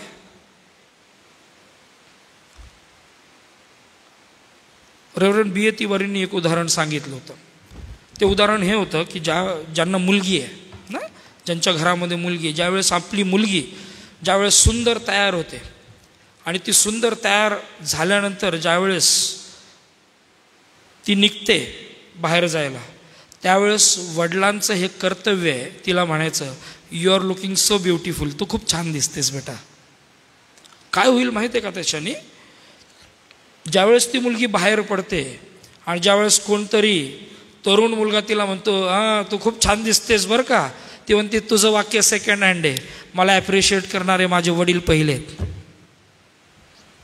सो डिफर होतं ते, हे लक्षात घ्या. मुलगा आईच्या जास्त जवळ असतो, मुलगी बापाच्या जास्त जवळ असते, हे लक्षात घ्या. हे मेकॅनिझम नीट लक्षात घ्या. बापांनो लक्षात घ्या, ज्यावेळेस आपल्या मुलाच्या पायामध्ये आपला बूट किंवा चप्पल यायला सुरुवात होते त्यावेळेस त्याचं मित्र बना. ज्यावेळेस त्याच्या शंका आहेत, मग त्याच्या फ्युचरिस्टिक होपच्या संदर्भामध्ये असतील किंवा वेगवेगळ्या प्रकारच्या गोष्टी असतील, त्याला व्यवस्थित मार्गदर्शन कसं करता येईल. जर स्वतःला जमत नाही तर त्याला पाळक साहेबांकडे घेऊन जा, त्याला कुठल्या तरी चांगल्या प्रकारच्या काउन्सिलरकडे घेऊन जा, पण त्याला घेऊन जा. कारण ज्यावेळेस आई वडील उत्तरं देणार नाहीत त्यावेळेस हे जग वेगवेगळ्या प्रकारची उत्तरं द्यायला तयार आहेत की जी उत्तरं पवित्र शास्त्राशी केंद्रित नाही आहेत. चुकीचे उत्तर आमच्या लेकरांना मिळतील, त्याच्यामुळं चुकीची उत्तरं मिळाल्यानंतर आमची लेकरं चुकीचे निर्णय घेतील आणि त्याचे दुष्परिणाम आमच्या लेकरांवर होतील. हे लक्षात घ्या. कुठल्या वस्तूंनी आम्ही आमच्या खोल्या भरत आहोत? डॉक्टर सलील कुलकर्णी नावाचा एक व्यक्ती आहे, संगीतकार आहे, मराठी फिल्म उद्योगातला संगीतकार आहे. आणि त्यांचा एक कार्यक्रम खूप फेमस आहे, दमलेल्या बाबाची कहाणी ना. या असणाऱ्या त्याच्या एका इंटरव्ह्यूमध्ये डॉक्टर सलील कुलकर्णी बोलत असताना ते म्हणाले की एकदा मी कार्यक्रमासाठी बाहेर जायला निघालो आणि त्यांच्या मुलाने त्यांना थांबवलं आणि थांबवल्यानंतर ते म्हणाले की बाबा तू जाऊ नकोस, तू आज माझ्या संगती राहा, माझ्या संगती खेळ, माझ्या संगती वेळ घालव. आणि मग डॉक्टर सलील कुलकर्णींनी त्याला सांगितलं, अरे बाबा तुला चांगल्या चांगल्या गोष्टी पाहिजेत ना, मला पैसे लागतात त्याला, आणि त्यासाठी मला बाहेर जाऊन कार्यक्रम करणं किंवा काम करणं गरजेचं आहे, कारण त्याच्याशिवाय घरामध्ये पैसा येणार नाही. आणि त्यावेळेस त्या मुलाने सुंदर विचाराने त्यांना जाऊ दिलं. 1-2 वर्ष गेले आणि 1-2 वर्षानंतर परत त्याच मुलाने डॉक्टर सलील कुलकर्णीला हाताला धरून म्हणे, बाबा आता तू जाऊ नकोस. आणि डॉक्टर सलील कुलकर्णीला माहीत होतं की मी काय उत्तर दिलं. सेम उत्तर डॉक्टर सलील कुलकर्णीने दिलं. ते म्हटले की बेटा तुला माहिती आहे ना, आपल्याला तुला चांगल्या वस्तू पाहिजेत, आपल्या घराला चांगल्या चांगल्या वस्तूंची गरज आहे. मी जातोय, त्याच्याशिवाय मी गेल्याशिवाय पैसा येणार नाही आणि तो पैसा आल्याशिवाय आपल्या गोष्टी होणार नाहीत. त्याने बाबांचा हात सोडला नाही आणि तो म्हटला, डॅडी मला माहिती आहे आता आपल्या बँकेमध्ये भरपूर पैसा आहे, आता तू जाऊ नकोस. व्हेरी प्रॅक्टिकल उत्तर. काल माझा संदेश झाल्यानंतर मी गाडीतून बंगल्यावर जायला मी निघालो. माझ्या लेकराचा मी फोन केल्यानंतर मी बोलत होतो. माझा जो धाकटा मुलगा आहे स्वरूप, तो माझ्या संगती बोलत होता आणि मला 2 वाक्य त्यांनी बोलले, त्याला कोणी शिकवले नाहीत. पहिलं वाक्य त्याचं होतं, डॅडी तुझं वचन आज खूप सुंदर झालं. त्याचं दुसरं वाक्य होतं, तुझा ड्रेस आज फार भारी दिसत होता. कोणी शिकवलं नाही त्याला. आम्ही काय पेरत आहोत? आम्ही आमच्या लेकरांना 6 वर्षाचं लेकरू येते, कुठल्या माइंडसेटमध्ये आम्ही आमच्या लेकरांना सेटअप देत आहोत? देवाची इच्छा आहे की त्याच्या ज्ञानाच्या करवी मूल्यवान आणि मनोरम वस्तूंनी आमच्या खोल्या भरल्या जाव्यात. मूल्यवान आणि मनोरम ही आमचीच लेकरं आहेत. They are precious and we are privileged. आम्ही आशीर्वादित आहोत की आमच्या घरामध्ये लेकरं आहेत. जो मूल्यवान आणि मनोरम आशीर्वाद देवानं लेकरांच्या द्वारे आम्हाला दिलेला आहे, त्याची बांधणी करायला आम्ही शिकला पाहिजे.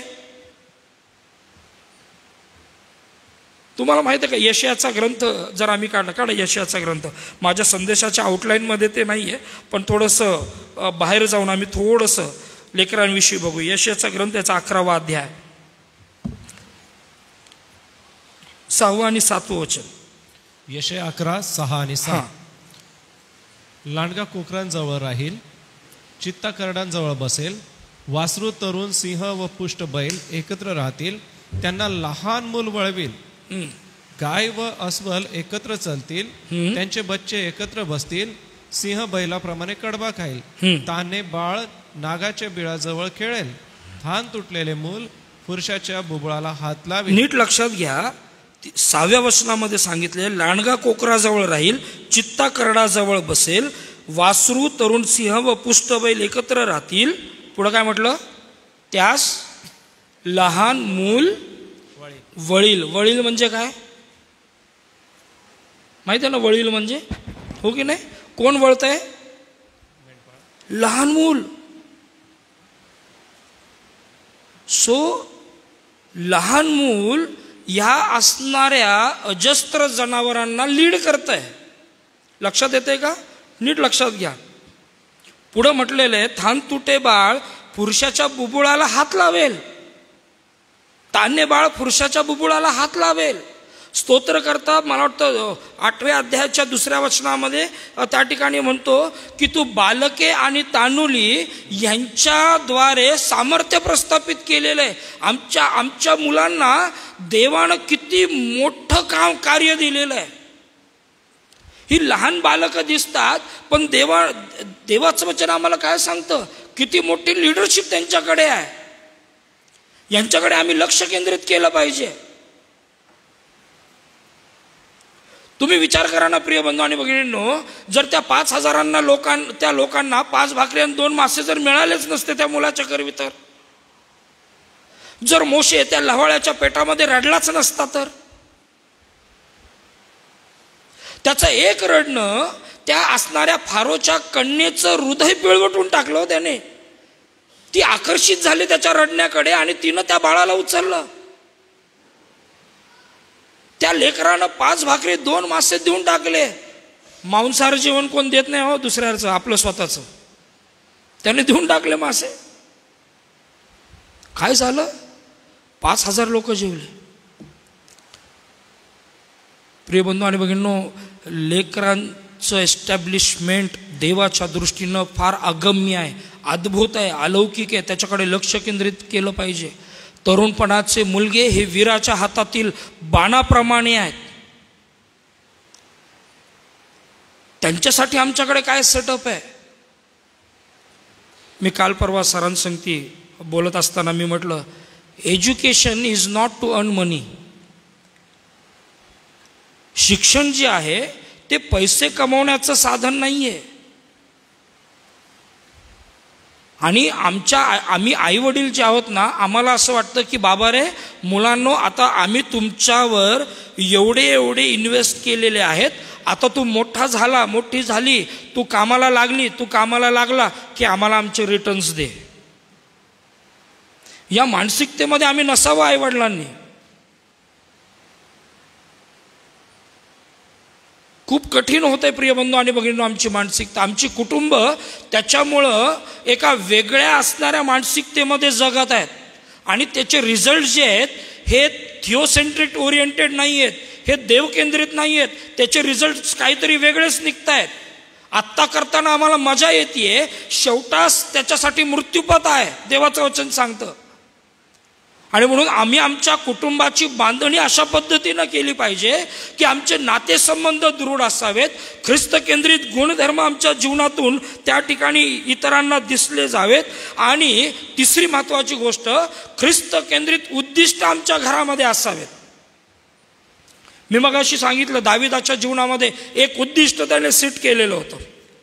पौल म्हणतो, मी मागच्या गोष्टी सर्व बाजूला करतो आणि समोर असलेल्या लक्ष्याकडे मी धावत राहतो. माझं हेच एक काम आहे, नथिंग एल्स. संत पौलाला त्याचं उद्दिष्ट माहीत आहे. आणि म्हणून प्रिय बंधू आणि भगिनींनो, माझे उद्दिष्ट काय आहेत यापेक्षा देवानं माझ्यासाठी काय उद्दिष्ट नेमस्त केलेले आहेत हे जाणणं गरजेचे. प्रभूच्या प्रार्थनेमध्ये आम्ही म्हणतो ना, माझ्या इच्छेने नाही तर तुझ्या इच्छेने हो, तुझे राज्य येवो. असं नाहीये की माझं राज्य प्रस्थापित हो, नाही, देवा तुझं राज्य असू दे माझ्या घरामध्ये, तू असू दे. आमच्या निर्णयांमध्ये तू अस, आमच्या विचारांमध्ये तू अस, आमच्या कृतीमध्ये तू असू दे.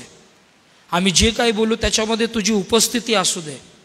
आणि म्हणून ज्यावेळेस हे मनोरम आणि मूल्यवान गोष्टी घरामध्ये ज्यावेळेस वावरू लागतील ना, प्रिय बंधू आणि भगिनींनो, आमचं घर हे तेजोमय झाल्याशिवाय राहणार नाही. ख्रिस्ताचा प्रकाश आमच्या घरातनं दिसल्याशिवाय राहणार नाही. आणि म्हणून प्रिय बंधू आणि भगिनींनो, आमची उद्दिष्ट आमच्या कुटुंबासाठी सेट असावीत. उद्दिष्ट फलवंत होण्यासाठी आहेत. आणि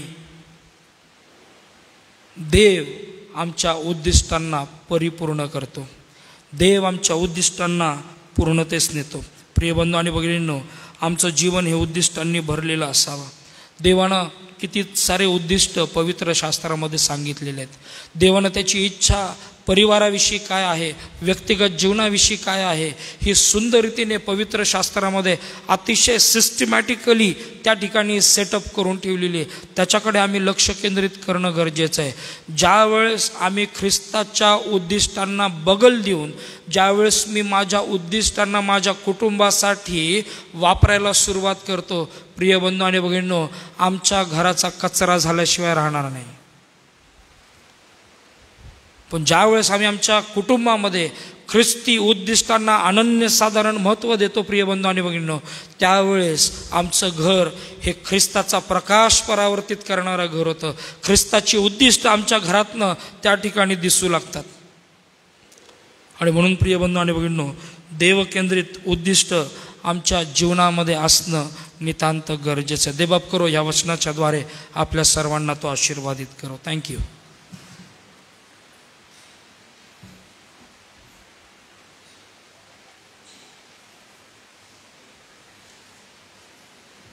धन्यवाद पाळक साहेब पवित्र वचनाच्या या सेवेसाठी.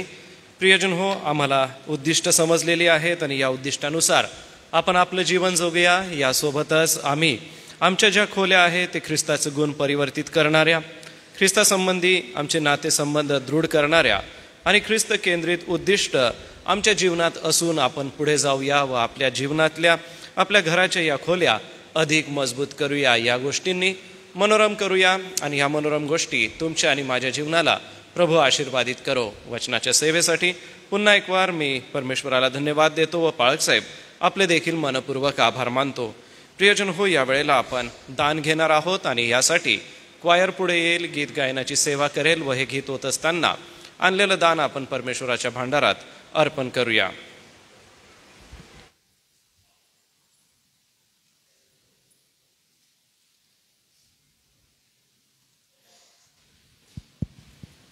विजय संगीत गीत नंबर 201 यावेळेस आपण गाऊया. गीत नंबर 201. आनंदे आनंदे स्तवू ख्रिस्ताला, ख्रिस्त येशू गृही विराजे, दाऊ सकला.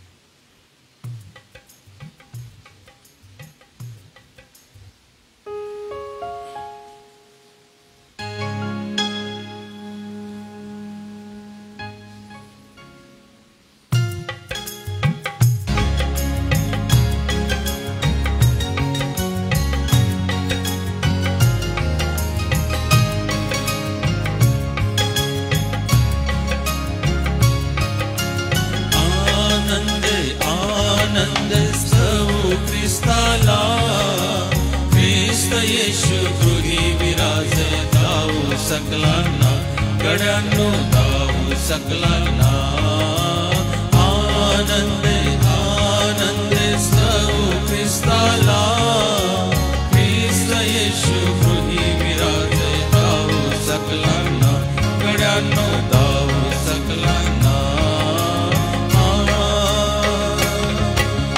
विश्वचालका द्रोह दिदले सियामा बसण्याला चालका द्रोह दिदले सियामा बसण्याला विश्वासाच्या पायावरती बांधून घ्या त्याला ख्रिस्त येशू गृही विराजे दाऊ सकलांना गड्यांनो दाऊ सकलांना आनंदे आनंदे स्तवू ख्रिस्ताला ख्रिस्त येशू गृही विराजे सकलांना गड्यांनो दाऊ सकलांना नित्य प्रार्थना शास्त्राध्ययन मार्ग दिसण्याला प्रभूचा मार्ग दिसण्याला नित्य प्रार्थना शास्त्राध्ययन मार्ग दिसण्याला प्रभूचा मार्ग दिसण्याला अखंड ठेवी प्रकाश द्या समस्त राष्ट्रांना ख्रिस्त येशू गृही विराजे दाऊ सकलांना गड्यांनो दाऊ सकलांना आनंदे आनंदे स्तवू ख्रिस्ताला ख्रिस्त येशू गृही विराजे दाऊ सकलांना गड्यांनो दाऊ सकलांना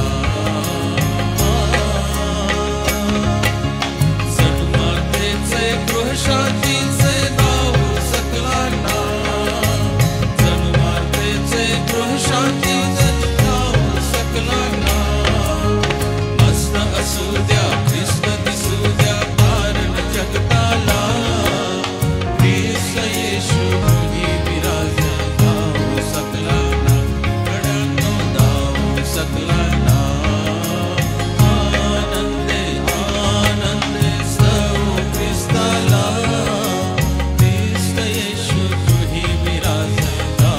सकलांना गड्यांनो दाऊ सकलांना दिन शांतीचा पावित्र्याचा विश्रांती घ्याया आम्हा विश्रांती घ्याया दिन शांतीचा पावित्र्याचा विश्रांती घ्याया आम्हा विश्रांती घ्याया आदित्यवारी नित्य मंदिरी दर्शन घ्याया ख्रिस्त येशू गृही विराजे दाऊ सकलांना गड्यांनो दाऊ सकलांना आनंदे आनंदे स्तवू ख्रिस्ताला ख्रिस्त येशू गृही विराजे दाऊ सकलांना गड्यांनो दाऊ सकलांना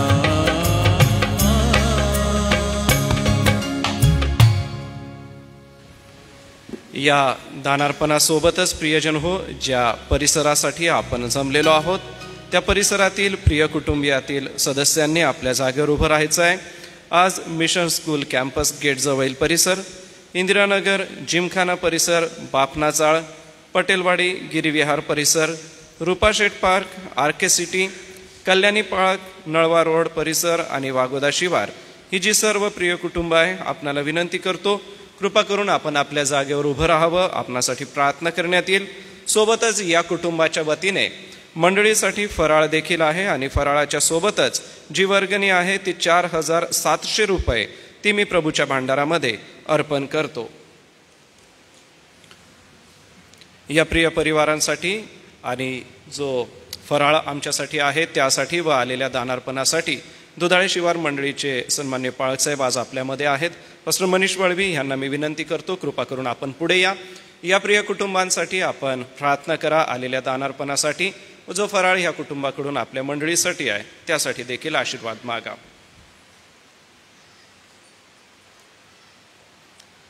प्रार्थना करू. पवित्र सर्वशक्तिमान आमच्या सदा जीवे अनुग्रहकारी परमेश्वर पित्या, पुन्हा एक वार तुझ्या नावाला धन्यवाद देतो, तुझी स्तुती करतो प्रभू. या सायंकाळी समयाला तुझ्या चरणापाशी तू आम्हाला एकत्र आणलं, सुंदर जे गीतांच्याद्वारे तुझं गुणगान गायलं. एवढंच नाही तर प्रभू जे तुझं सत्य पवित्र आणि सदा जीवचन पुन्हा एक वार प्रभू तू आमच्या कानी तू पडू दिलं त्याबद्दल आम्ही आभार मानतो, धन्यवाद देतो प्रभू. आणि आजची गृहसनाची सभा आम्हा सर्व परिवारांसाठी इथे जमलेल्या प्रत्येक व्यक्तीसाठी प्रभू तू आशीर्वादित केली त्याबद्दल आम्ही तुझ्या नावाला धन्यवाद देतो, तुझी स्तुती करतो. आम्ही विशेष करून प्रार्थना करतो जे तुझं वचन प्रभू आमच्या कानी आलेलं आहे ते सदैव आम्ही आमच्या जीवनामध्ये त्याचं स्मरण करावं, आठवण करावी. आणि प्रभू तुझ्या वचनास्तव आम्ही आमचं व्यक्तिगत दैनंदिन आमचं कौटुंबिक पारिवारिक जीवन आम्ही सदैव प्रभू तुझ्या वचनानुरूप आम्ही जगावं यासाठी तू आम्हाला विशेष करून तू सहायता प्रभू तुझ्या आत्म्याच्याद्वारे प्रभू तू आम्हाला चालव मार्गदर्शन कर हीच आम्ही तुझ्याकडे प्रार्थना करतो. आम्ही विशेष करून प्रभू आम्ही प्रार्थना करतो ज्या संपूर्ण परिसरा संबंधाने प्रभू आज जी मीटिंग आयोजित केलेली आहे, आज या परिसरातील प्रत्येक कुटुंब परिवारासाठी आम्ही प्रार्थना करतो जे प्रभू तुझ्या मंदिरामध्ये या ठिकाणी उपस्थित आहे, जागेवर उभे आहे आणि सर्व प्रभू परिवाराला आम्ही तुझ्या स्वाधीन करतो. प्रभू त्या प्रत्येक कुटुंब परिवाराला तू आशीर्वादित कर. जसं आजपर्यंत प्रभू ह्या संपूर्ण कुटुंब परिवाराला प्रभू त्यांना सांभाळलेलं आहे, त्यांना प्रभू तू चालवलं, त्यांना मार्गदर्शन केलं. आणि एवढंच नाही तर त्यांच्या दैनंदिन जीवनामध्ये प्रभू तू त्यांच्या तू सहाय्य करता परमेश्वर तू झाला, त्याबद्दल आम्ही तुझे आभार मानतो, तुझ्या नावाला धन्यवाद देतो राजा. आणि तुझ्या वचनास्तव प्रभू तू प्रत्येक ह्या कुटुंब परिवाराने प्रभू तुझ्या वचनाप्रमाणे त्यांनी आपल्या कुटुंबाची मजबूती करावी, आपल्या सर्व जग खोल्या आहे प्रभू तुझ्या वचनाने तुझ्या ज्ञानाने प्रभू त्यांनी भरून काढाव्या आणि मौल्यवान वस्तूंनी त्या मनोरम वस्तूंनी त्या गोष्टी प्रभू त्यांनी समजून घ्याव्या. यासाठी प्रभू तू विशेष करून या संपूर्ण कुटुंब परिवाराला तू सहायता पुरव, मार्गदर्शन कर. हीच आम्ही तुझ्याकडे आम्ही दयेची याचनानी प्रार्थनानी विनंती करतो राजा. पुन्हा एक वार आम्ही प्रार्थना करतो जे अल्पसदान प्रभू तुझ्या प्रिय लोकांनी तुझ्या पवित्र भांडारामध्ये आणलेला आहे प्रभू या दानाचा तू स्वीकार कर, हे दान तू आशीर्वादित कर आणि याद्वारे प्रभू तुझं गौरवी सेवा कार्य सदोदित तू पुढे ने हीच आम्ही तुझ्याकडे प्रार्थनानी विनंती करतो. प्रत्येकाला तू आशीर्वादित कर, प्रत्येकाचे उत्पन्न साधनं प्रभू तुला ठाऊक आहे आणि ते सुद्धा तू आशीर्वादित कर आणि त्याहीद्वारे प्रभू तुझ्या नावाचं गौरव तू करून घ्यावं यासाठी आम्ही प्रार्थनानी विनंती करतो. आज प्रभू या गृहसनाच्या मीटिंग ज्या परिवारांनी आणलेली आहे प्रभू भरवलेली आहे आणि एवढंच नाही तर प्रभू त्या संपूर्ण परिवाराकडून जो फराळ प्रभू आमच्या समोर आलेला आहे प्रभू हा फराळ तू आशीर्वादित कर आणि देव बापा याद्वारे जी खाऊन ताकद बळी तुझ्या गौरवासाठी उपयोगात आण. प्रत्येकाला तू आशीर्वादित कर आणि इथे जमलेल्या आम्हा प्रत्येकाच्या जीवनाच्याद्वारे तुझ्या नावाचं गौरव प्रभू तू सदैव तू करून घे हीच आम्ही पूर्वापी आम्ही प्रार्थना आणि विनंती करतो. पुन्हा एक वार इथे जमलेल्या प्रत्येकाला तू आशीर्वादित कर आणि आम्हा प्रत्येकाच्या जीवनाच्याद्वारे तुझ्या नावाचं गौरव तुझी स्तुती तुझी आराधना करण्यासाठी प्रभू तू आम्हाला उपयोगात तो आणि हीच आम्ही प्रार्थना आणि विनंती करतो. आदरमान महिमा गौरव प्रभू परमेश्वर पित्या तुझे तुला अर्पण करतो. प्रभू येशूच्या नावाने प्रार्थना तुला सादर करतो म्हणून तो ऐक पित्या, आमेन. धन्यवाद. बसा आपण. उद्यासाठीच्या ज्या सूचना आहे त्या येण्याप्रमाणे प्रियजन हो, उद्या सकाळची जी आपली भक्ती आहे ती सकाळी 9 वाजता आहे. कृपा करून वेळेकडे आपण लक्ष द्या. सकाळी 9 वाजता आपली नियोजित भक्ती आपण चर्चमध्ये घेणार आहोत आणि आदरणीय रेव्हरंड स्वप्नील नाशिककर पाळक साहेब पवित्र वचनाची सेवा करतील. ह्या महत्त्वपूर्ण सूचना आपणा सगळ्यांसाठी आहे. आपण आपल्या जागेवर उभं राहू आणि प्रभूने शिकवलेली प्रार्थना म्हणू. प्रभूच्या प्रार्थनेनंतर आदरणीय रेव्हरंड जे एच पठारे पाळक साहेब पुढे येतील, आशीर्वाद देतील. या रात्री ईश्वरा गीत गाऊन या जागेवर बसू, जेणेकरून फराळ आपल्याला जागेवर देण्यात येईल. फराळ मिळाल्यानंतर आपण उठू शकता. हे आमच्या स्वर्गातील पित्या, तुझे नाव पवित्र मानले जाओ, तुझे राज्य येऊ, जसे स्वर्गात तसेच पृथ्वीवरही तुझ्या इच्छेप्रमाणे हो. आमची रोजची भाकर आज तू आम्हास दे, आणि जसे आम्ही आमच्या ऋण्यास ऋण सोडितो तसेच तू आमची ऋणे आम्हास सोड, आणि आम्हास परीक्षेत आणू नकोस, तर आम्हास सर्व वाईटापासून सोडीव. कारण की राज्य, सामर्थ्य आणि गौरव हे सर्व काळात तुझीच आहे. आणि आता आपला तारणारा प्रभू येशू ख्रिस्त याची कृपा, देवबापाची प्रीती आणि पवित्र आत्म्याची गोड संगती या गृह सणाच्या निमित्ताने आमच्या मंडळीतील सर्व लहान थोर सभासदांबरोबर आणि ज्या परिवारांसमेत आज सायंकाळी आम्ही ही सभा घेत आहोत त्या सर्व कुटुंबियांबरोबर, देवाची मंडळी आणि इस्रायल राष्ट्र याबरोबर आता आणि सदा सर्व काळ असो. आमेन.